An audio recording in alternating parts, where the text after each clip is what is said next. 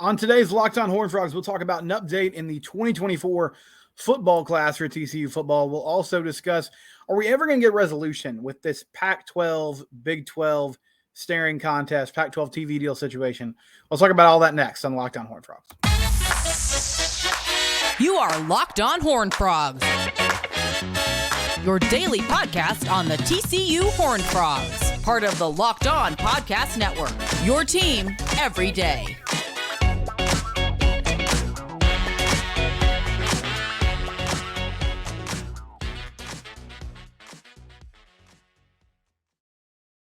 That's right, Locked On Horned Frogs. It is your team every day. I'm your host, Ian Simcox. Subscribe to our YouTube channel.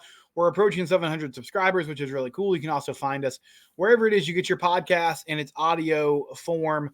On today's show, we'll talk about a few players in the 2024 class that TCU actually missed out on. And we'll also discuss Pac-12, Big 12 rumors, conference expansion constantly going on. And we'll finish the show with a little TCU baseball portal update, roster update situation. We'll discuss all that as we go through the show today. On Thursday's episode, Thursday, I think is when I posted it. Most of you probably saw it or listened to it on Friday. But I chatted with Brian Smith, Locked On Recruiting Insider. He's our network recruiting insider. And we discussed some recent commits that TCU had picked up in the 2025 class and the 2024 class. We also discussed some players that hadn't made a decision yet, but that TCU had on the radar, and one of them was Jordan Johnson-Rubel, which if you followed TCU recruiting this past year or so, you've probably heard that name.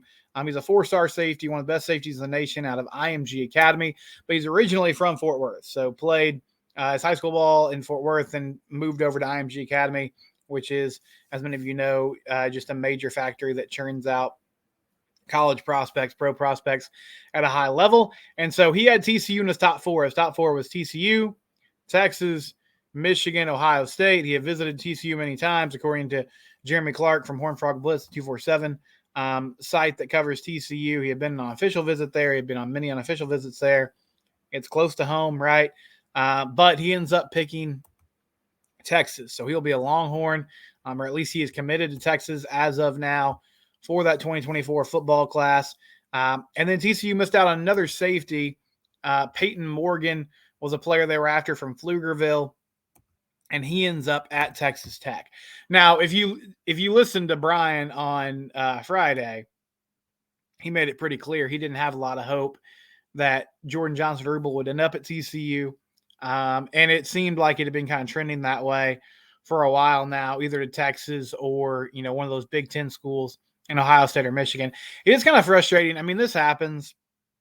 Like, you have big-time recruits in the DFW area that visit campus a lot because they're close to home, right? It's right by TCU, but then end up going elsewhere. It's frustrating given the season that TCU had that they're not pulling more of these guys. And I get it's still early. There's plenty of time to pull out blue chip prospects. I think TCU's in a pretty good place in the 2024 class right now. They have a good mix of like blue chip players like Jakyle Baker, Jeremy Payne, Haas Haney.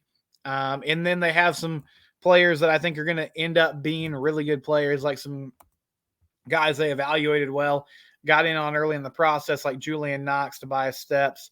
Travis Jackson kind of fits in that mold, even though he's a four-star according to 247 Sports now, the defensive lineman from Tyler Legacy, But they have a good mix of players, like guys that they evaluated well, that they think have a high ceiling, and then some blue chip players.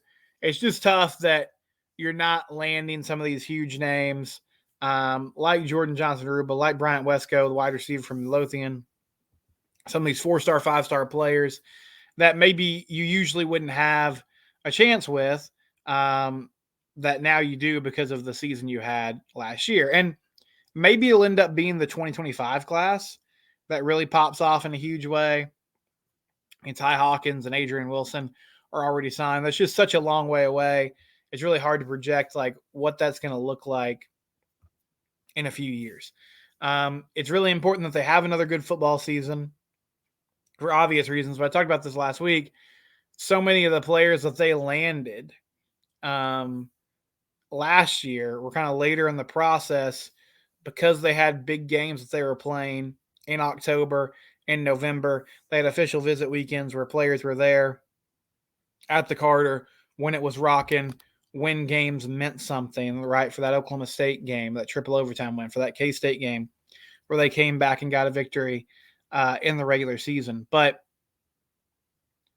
we'll see how that plays out. There's still a lot of time here. Guys are going to decommit.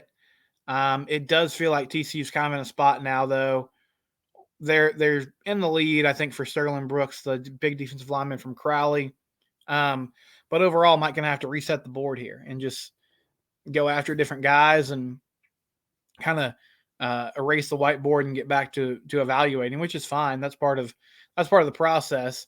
I think they've done a good job of getting the guys they have so far and doing a nice job of evaluating players and getting guys that fit their system. But it just hasn't been there haven't been the fireworks that I expected coming off a national championship appearance. Still plenty of time to try to resolve that, though. And I think I'm sure the staff is confident about where they're at and where they could go in the future. And if you have success this season and if you play in big games again, that's only going to help as we move forward. But, I mean, they have by position in this class. They have 2 running backs, 2 receivers, 2 O-linemen, 1 D lineman, a defensive back, and a QB. And so you'd like to add some more safeties. I know they went heavy on the safeties last season or in this last recruiting class. I think they'd probably like to add a few more D linemen. Overall, though, not complaining too much, just, wondering what has to happen for that dam to break to really start seeing like blue chip guys coming in waves like you do at Texas, like you do at Michigan, like you do at Ohio State. And I don't know the answer to that question. I think having a better showing in the national championship game would have helped because there's still a perception around the country. And I think this is unfair because they won a game.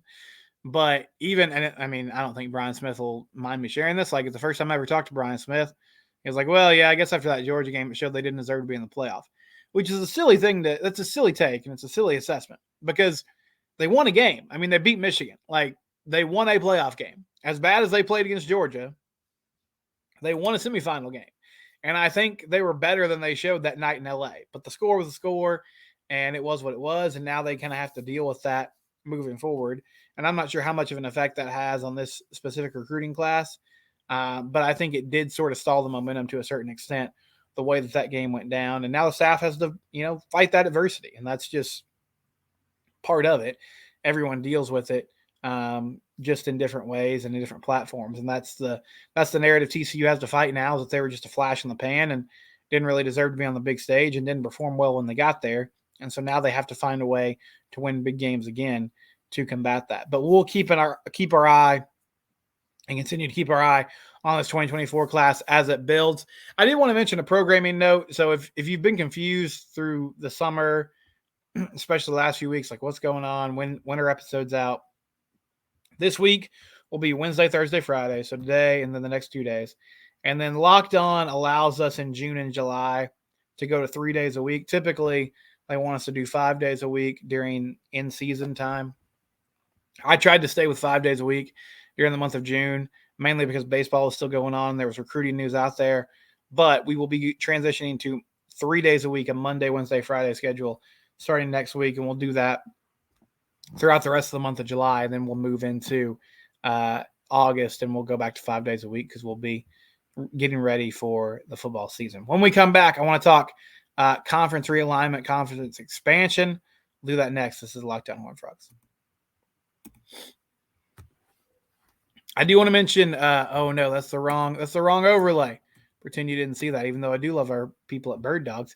FanDuel.com/lockedon, because we're talking FanDuel here. We're talking sports betting. If you want to bet on MLB games, FanDuel is the best place to do it. They have a no sweat first bet deal going on. If you go to FanDuel.com/lockedon and put as little as $5 down, you can get up to $1,000 in bonus bets. How's that work? Well, if you make a small bet, lose out on it, FanDuel could give you up to $1,000 in bonus bets. But again, you have to go to FanDuel.com/lockedon. They also have an app that is safe, secure, and easy to use. FanDuel, official sportsbook of Major League Baseball. They do it all: MLB, NBA, NFL. There's college football future bets out there now on those MLB games. You can do parlays. You can do, some same game prop bets, or you can just bet against the money line. Rangers at Fenway Park this week taking on the Red Sox. They currently hold a 3-game lead on the Astros in the AL West. You can bet on those games and more at FanDuel.com/lockedon or check it out on their app. Again, that's FanDuel, proud sponsor of the Locked On Network. So I wanted to talk some realignment here, which I haven't talked a ton about the Big 12, Pac-12 situation because I sort of leave that to the conference shows. But in the middle of summer here, I'm at the point with this story. I'm kind of just exhausted with it. I'd like to see a resolution either way. I'm not sure what's going to happen. There's been rumors now for weeks that Colorado and Arizona are on the precipice of making a move to the Big 12. I think what's holding that up is just they want to see the numbers from the Pac-12. The Pac-12 still has not brought a television deal to the table to their members. They still don't have a finalized television deal for the future. The Big 12, of course, with Brett Yormark, they got ahead of the game. They got a deal done, which is proven to be pretty shrewd to this point. But there's a situation going on now that's fascinating to me. And San Diego State, if you've been following this story, about a week ago, they sent a letter to the Mountain West. And they were like, hey, we're going to leave after the 2024 calendar year. And we're going to join a new conference. We won't be in the Mountain West competition anymore. We would love for you to give us a discount on the exit fee because we don't want to pay $17 million to get out of the Mountain West. And the Mountain West politely said, okay, good luck. Good luck in your future endeavors. Thanks for letting us know. But no, you will not get a discount on this exit fee. You'll pay us every penny of this exit fee. Thank you very much. And then San Diego State sent another letter because San Diego State has been rumored more to the Pac-12, but there's been Big 12 rumors as well. It would make sense for the Big 12. It's a West Coast school, right? Gives you that California footprint. They just made the national title game in basketball. Had a great run there. It would make sense. And for the Pac-12, it would make a ton of sense to add San Diego State, and SMU has been rumored as well. 2 group of 5 schools. SMU would not give them the Dallas TV market, but you guys know that. If they got in to the Pac-12, it would be very fortunate for them. They really haven't done much to deserve that, but it might happen. San Diego State would make a ton of sense for the Pac-12. It's right there. They can fit in seamlessly and get to work right away. Well, a few days later, San Diego State sent another letter to the Mountain West saying, actually, just kidding. We're not going to move on at this time, which translation is, I guess they made their grand exit and found out from the Pac-12 or the Big 12 or both, maybe tap the brakes there, guys. We're not quite ready to add you. So San Diego State tells the Mountain West, actually, just kidding. Can we please forget that and move on? And the Mountain West has sent them a letter saying, no, you can't, because we think you're leaving and you now owe us $17 million. So nothing's going to happen in the immediate. I mean, they're still planning on being part of the Mountain West for this calendar year, this upcoming academic year, And now lawyers and consultants and a lot of people are involved in looking at the legalese of this and what was said in these letters and how binding is it. And so I'm sure that'll be a slow process. I don't know what's going to happen. I don't know if the Mountain West is just kind of bluffing and saying like, hey, we know what you guys are doing. We know you're going to move on. Go ahead and move on, but you're paying us the money. And I don't know if San Diego State has a home. Like, I would be okay if the Big 12 added them. I wouldn't be over the moon about it. I think it would make sense. But this all comes back to the Pac-12 still doesn't have a television deal. And George Glykoff, who famously, was needling the Big 12 a couple of years ago in this past year at Media Days when Brett Yormark said the Big 12 is open for business. He said, oh, well, that's great. We're not adding anybody at this time, but that's good to know, right?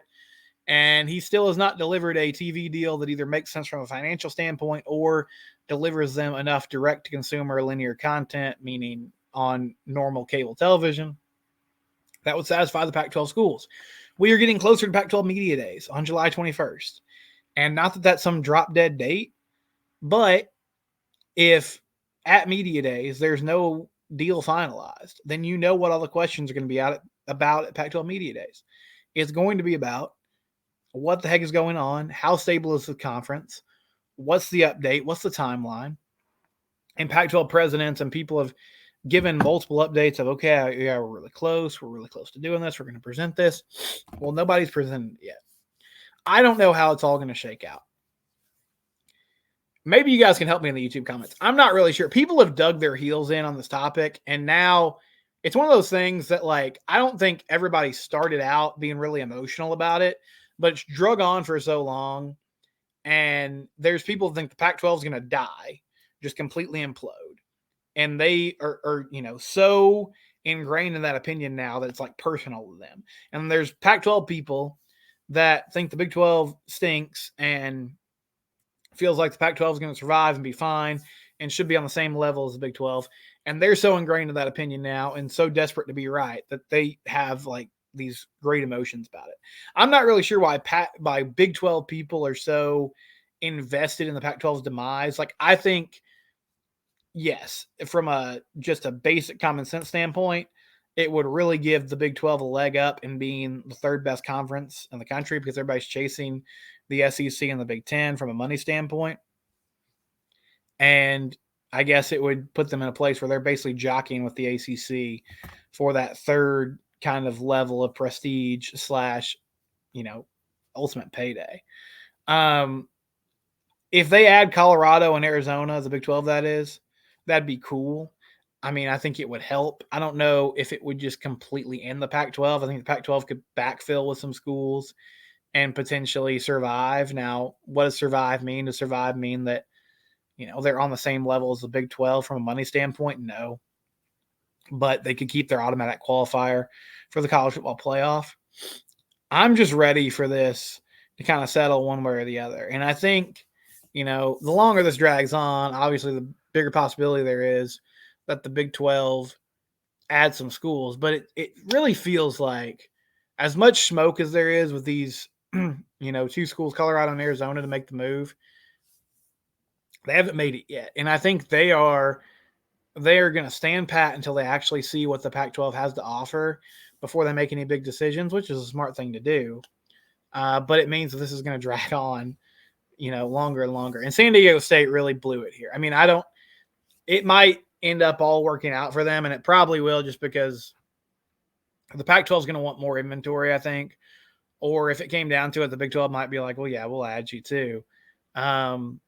But they really blew the situation by trying to kind of bully the Mountain West into giving them a discount on this exit deal because they thought they had leverage. It wasn't the way to go, and they're paying for it now. But we'll keep an eye on that as well. When we come back, should we be nervous about TCU actually landing Chase Burns? We'll talk about that next on Locked On Horned Frogs.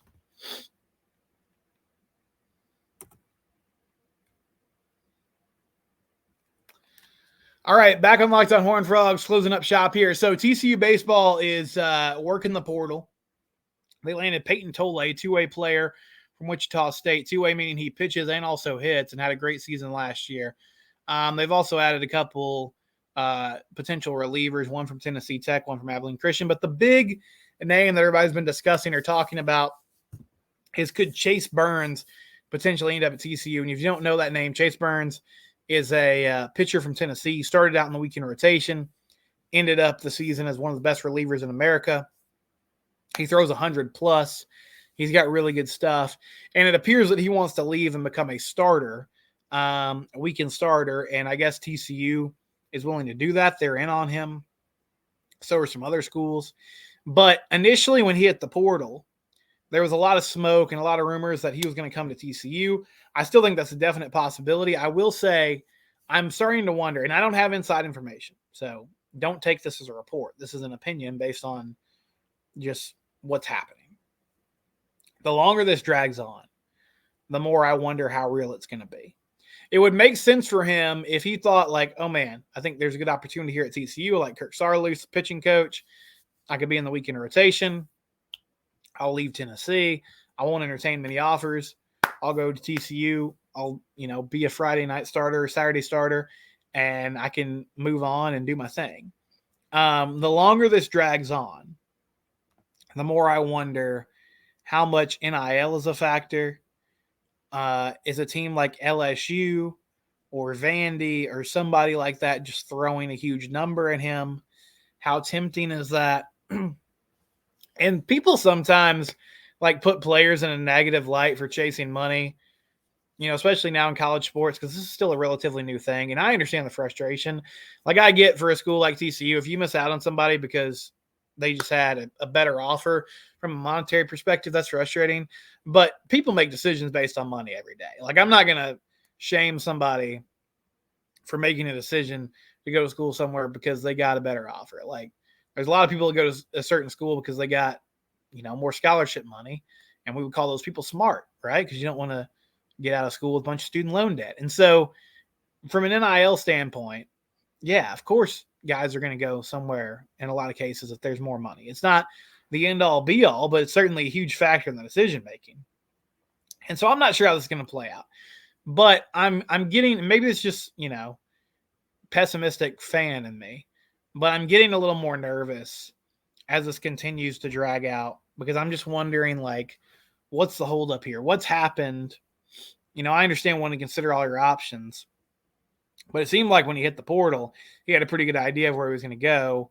And now we're, a couple weeks into this process and still no real update. So we'll keep an eye on that as well. And everything else that TCU Baseball is doing in the portal. This is Locked On Horned Frogs. It's your team, and it's every day.